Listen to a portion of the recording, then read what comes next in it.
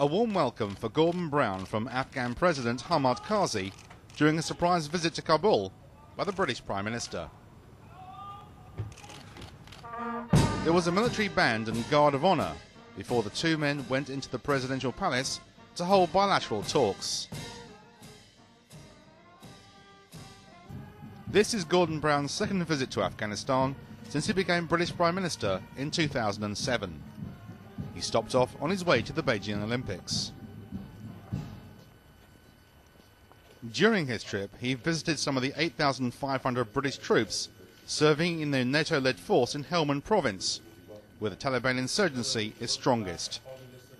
Earlier this year, Britain pledged to send more troops, raising the UK's commitment to Afghanistan to its highest level ever.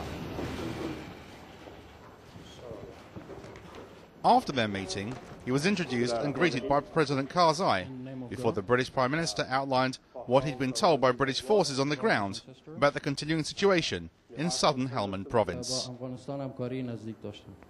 Welcome to Afghanistan once again, Mr. Prime Minister. We're honoured and cherish your friendship and your leadership. Thank you very much. Most welcome.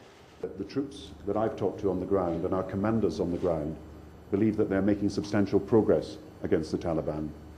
And I've talked to them today, and they've described the advances that they have made as troops in the province of Helmand.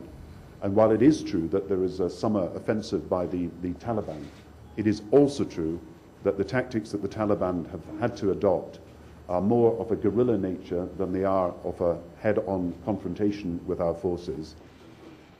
When asked about its political future, he said as British Prime Minister, he was continuing as leader to deal with both domestic and foreign issues.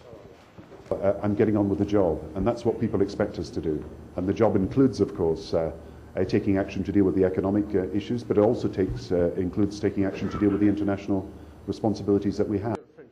He says the UK will continue to work with the Afghan people towards creating a terrorist-free democracy.